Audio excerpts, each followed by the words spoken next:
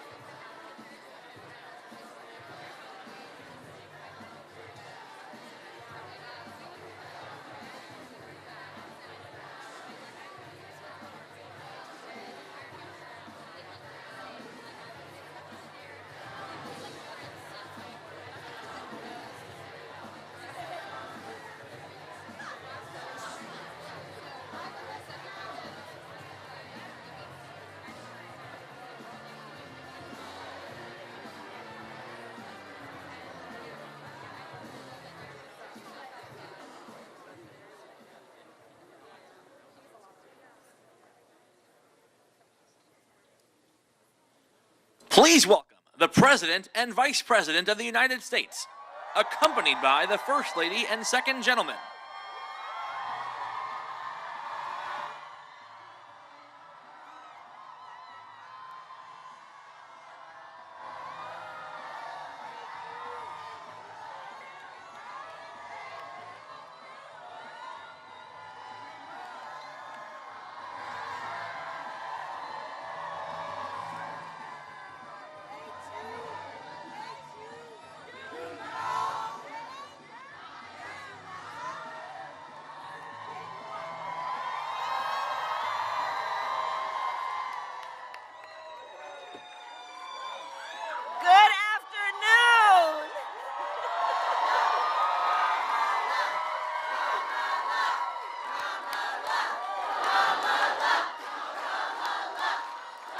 Thank you all. Thank you. Good afternoon. You know.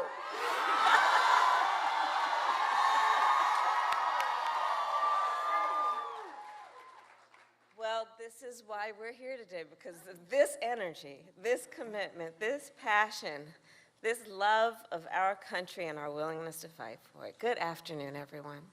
Good afternoon. The people in this room worked so hard in this election, staffing the polls, answering people's calls, answering voter protection calls, driving people to the vote. And among the captains of the team, my husband, the second gentleman, Doug Emhoff,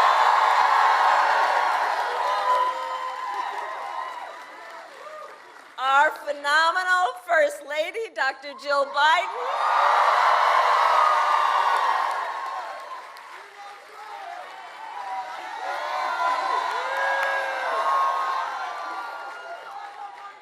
and our one and only President, Joe Biden.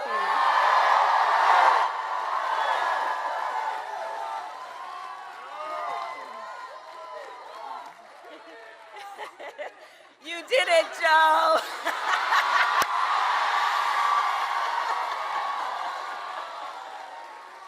Couldn't help myself. So as we gather here, votes are still being counted, but it is clear your work sent a message to the entire world.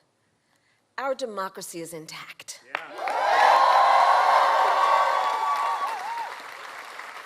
And when democracy is intact, this is what it looks like. And here's the thing, some Democrats won and some Republicans won. That is what happens when more than 100 million Americans participate and vote in free and fair and open elections. That's what happens. And that included young people, seniors, parents with children in tow, working people, who all made their voices heard.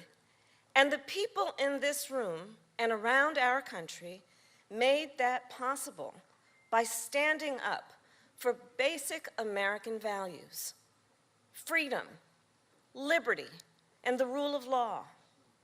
And I believe when you know what you stand for, you know what to fight for.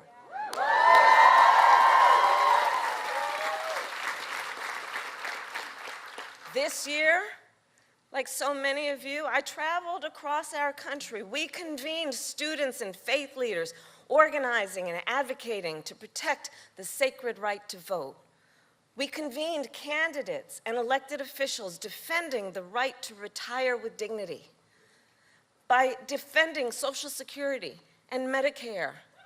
And of course, everywhere I went, we brought together people fighting for reproductive freedom,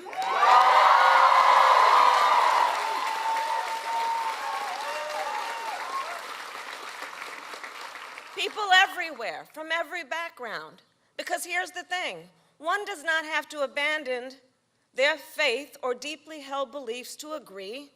The government should not be telling a woman what to do with her body.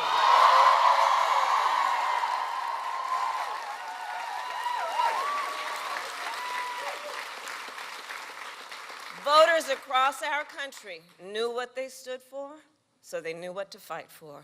They protected and they protected and they protected reproductive rights in Vermont, in Michigan, in California, and in Kentucky.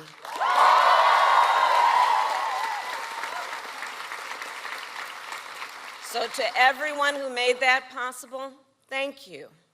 Thank you for working the long hours and the late nights, for protecting voting rights on behalf of every American in every community, in every political party. And to the millions of Americans who waited in line, who mailed in your ballot, who rejected big lies and extremism and participated in our democracy, thank you.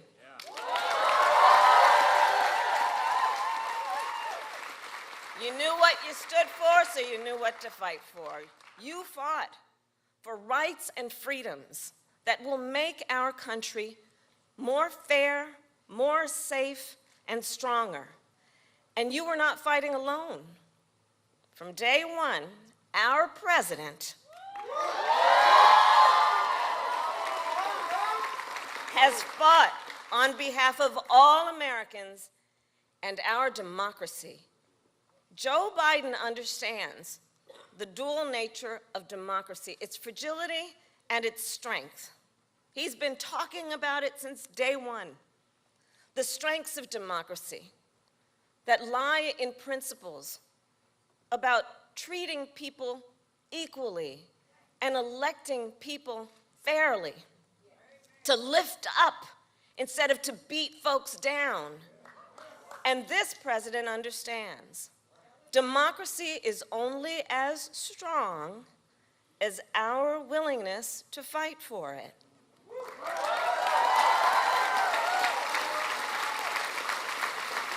And no one fights harder for our democracy than the people in this room and this president.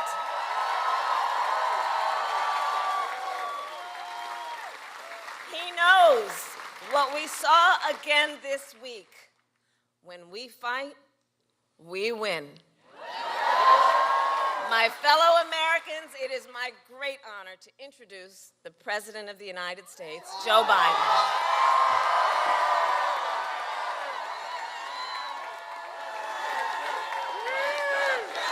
Let's go, Joe! Let's go, Joe! Let's go, Joe! Let's go, Joe! Thank you, thank you, thank you.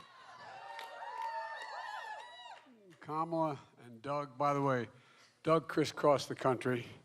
I think he did. He spent more time making sure that the folks who actually count the votes in these states do it honestly. And thank you, pal.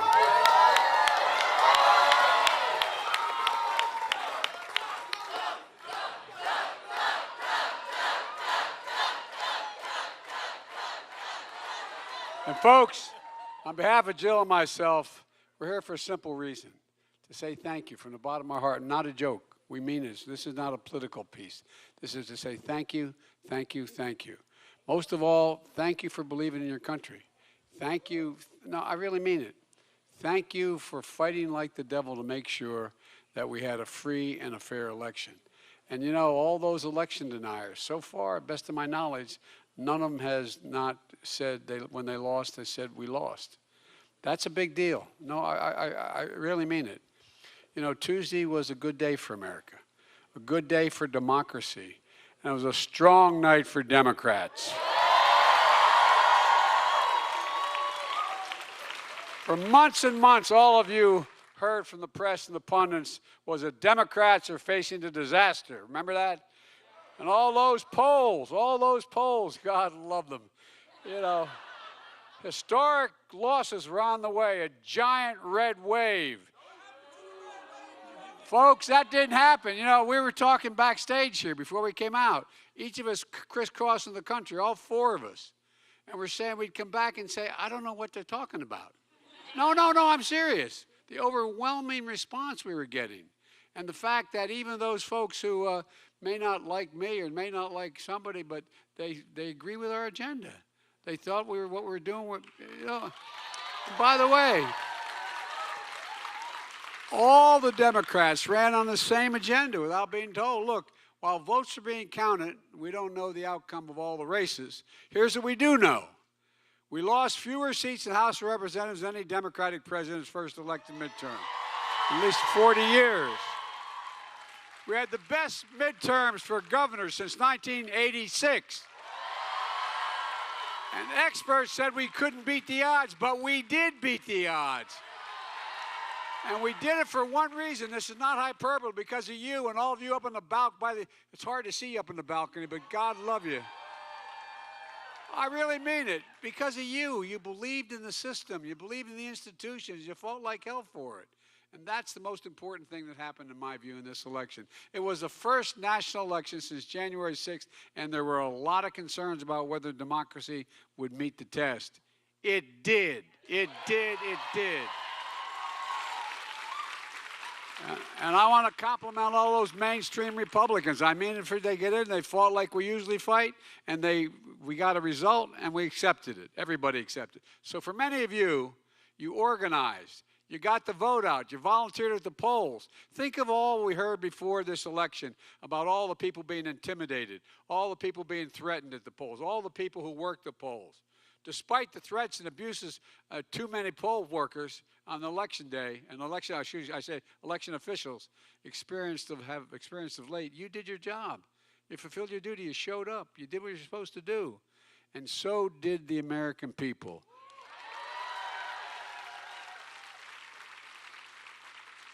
Look, the American people overwhelmingly support our agenda. Lowering prescription drug costs, making health care more affordable, rebuilding America, revitalizing American manufacturing, taking on climate crisis, and finally making big corporations pay their fair share.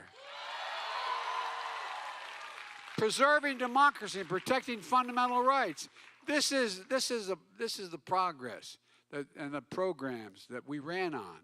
This is the vote that showed just some real enthusiasm for what we're fighting for. And guess what? It matters. You know, when we came to office, we inherited a nation and a pandemic raging and an economy that was reeling. But we went to work, all of you. And by the way, I know a lot of you just didn't show up on Election Day. You've been working the last 20 or so months for us. But you went to work, building an economy from the bottom up and the middle out. And so, you know, the MAGA Republican trickle-down economic policy we decided didn't work for Americans. Our economic policies created 10 million new jobs. Unemployment went from 6.4% down to 3.7%, one of the lowest in 50 years. American manufacturing is surging with 700 new manufacturing jobs created and many more to come. And look, as I said all during the campaign, where in the hell is it written that America can't lead the world in manufacturing? We are, and we will, and we're going to continue to. Folks, look. Just today, we learned inflation came down last month. And mainstream economists are saying this is a really positive sign of the resilience of the economic recovery. It's going to take time to get inflation back to normal levels. We could see setbacks along the way. I realize that. But we are laser focused on it. That's why it's so critical for us to pass important legislation this year to lower those costs for families. And I know it's going to take time to implement our entire economic agenda, which we already passed, and for folks to feel it in their day-to-day lives. But I think folks are going to see it in the next few months. That's what's going to, and I think that's what they voted for. Watch what happens when people see new roads, bridges being built in their towns. They start to see the investments being made in electric rail all across America, where it's going to take significant number of vehicles off the road, reducing pollution. Watch what happens when there's affordable high-speed internet in every home in America. Watch what happens when they realize we meant what we said and the lead pipes start being pulled out of schools, daycare centers, homes, all across America. Watch what happens in January when seniors with diabetes on Medicare only have to pay $35 a month instead of $400 a month for their insulin. Watch what happens when big corporations in America start to pay their fair share. And by the way, a 15% tax, isn't that terrible? You all pay more than that. Look, but in 2020, the 55 largest of the largest corporations in America paid zero on $40 million in profits. Those days are over. And watch what happens when new factories are being built in communities with American workers making the most advanced computer chips in the world. And by the way, that's going to create thousands of good-paying jobs. And I mean jobs between $120,000 and $135,000 a year, and you don't need a college degree to do them. Look, y'all made this possible, and we're just getting started. We're just getting started. We saw extraordinary results in these midterms elections that no one thought possible. More independents voted for Democrats and Republicans in this election. Young people, you voted in historic numbers again, just as you did 2 years ago. Young people voted to continue addressing the climate crisis, gun violence, personal rights and freedoms, student debt relief, all those things which you stepped up to do. And as I said, women in America made their voices heard, man. I said last year that one of the most extraordinary things about the Dobbs decision is what was about to challenge American women when the justice said, let's see, they have it in their power, basically saying, let's see what they're going to do. Well, guess what? Y'all showed up and beat the hell out of them. Look, I said it then. Those who support ripping away the rights to choose don't have a clue about the power of women in America, but now I think they do. And by the way, no one worked harder to get that message across America than this lady right here.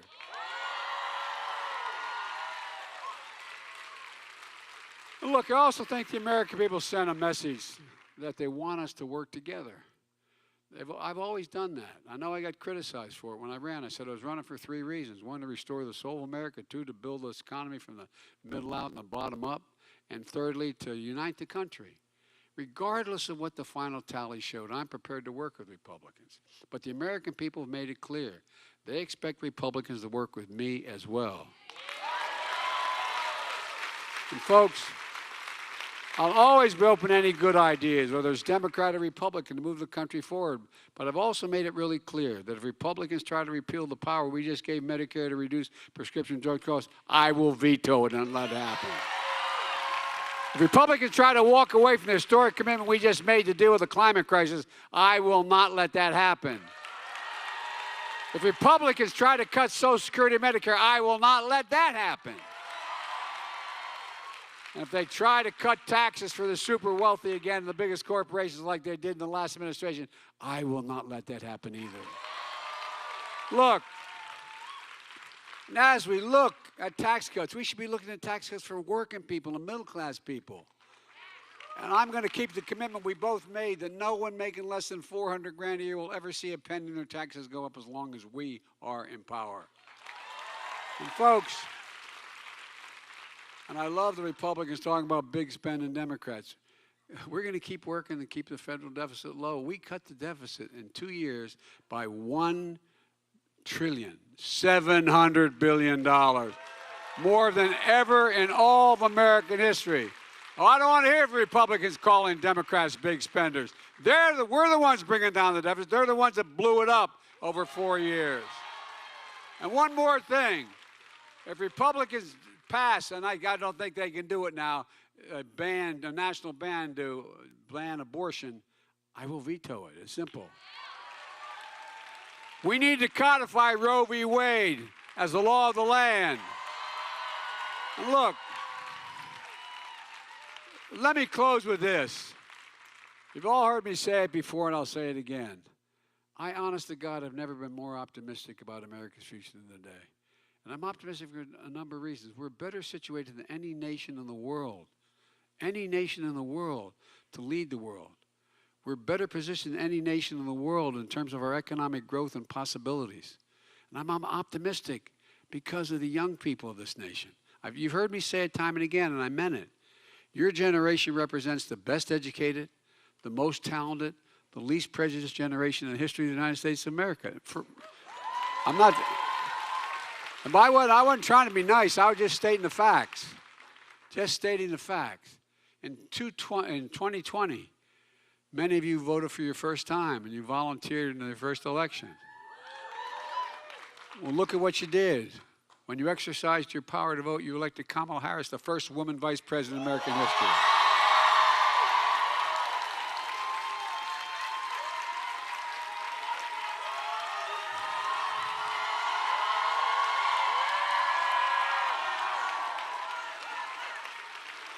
And you helped me keep my commitment that I would appoint the first black woman to the Supreme Court, Justice Jackson. And guess what? She's probably the smartest person on the Supreme Court. And because of your vote this year, we're going to keep building the foundation we laid for in the first 2 years. You proved once again on Tuesday that our democracy, our democracy, the power in the hands of the people. No, for real, we the people, it really is truly in our hands. We set the course for the nation's future. We just have to remember who in God's name we are. And I hope if nothing else happens, remember this.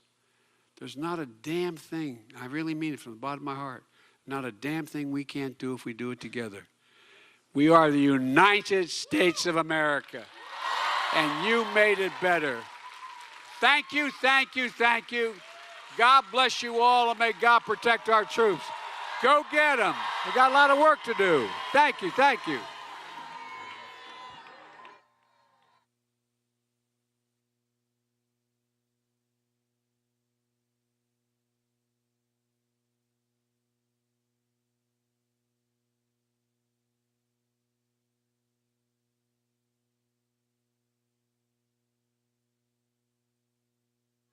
Thank you. They won't let me come down. Thank you all so much.